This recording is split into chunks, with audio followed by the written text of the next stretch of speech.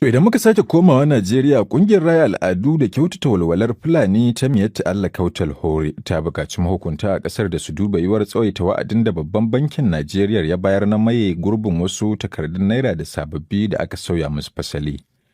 Ƙungiyar ta ce Fulani makiyaya suna fuskantar babban ƙalubale da ya shafi tsaro da kuma wayewa. A don haka akwai buƙatar a yi la'akari da yanayin da suka tsinci kansu a ciki. Daga Abuja ga rahoton Ibrahim Isa.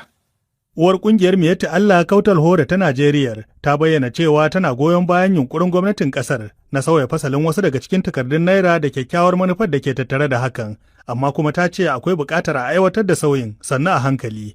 Alhaji Abdullahi Bello Bodejo shine shugaban kungiyar na ƙasa. Ba mu ce sauya kuɗin nan ba ma yin sa ba koko ba ma tare da shi ba. Kila sauya kuɗin shine samar da zaman lafiya kamar yadda ake cewa koko shine ci gaban ƙasar, amma mu dai lokacin yayi wa Fulani kaɗan mun yadda da cewa a canja kuɗi amma a ƙara lokaci. An ba da fiye da kwana 40. Ba kwa ganin ya wadatar tunda kusan kowane birni ko alƙariya za a ce akwai bankuna da Fulani za su iya zuwa su buɗe asusu. Ba wani ba Fulatani ina ruwan shi da banki. Duk wanda kaje ka sayi dabbobinsa guda 30-50 in kace zaka tura masa kuɗi a banki, abinda zai ce maka yana son kuɗinsa ne ka kawo masa a leda, domin saboda shi ma zai biya wasu ne a nan cikin kasuwa don su koma rugagensu. Babu abin da ya dame su da al'amarin banki. Idan ka duba kuma ba Fulatani ne kai fa zaka bar gari ka taka kilomita 100 baka kai rigan da yake ba a cikin daji. To kaga ire-ire wannan mutanen za su daɗe ba su ma san da wannan abin da yake faruwa ba har watannin masu zo su kare karsanta abin ya zamanto musu asara.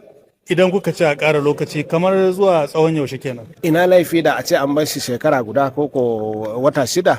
Shugaban kungiyar Fulanin ya zayyana matsalar tsaro a matsayin wani babban kalubale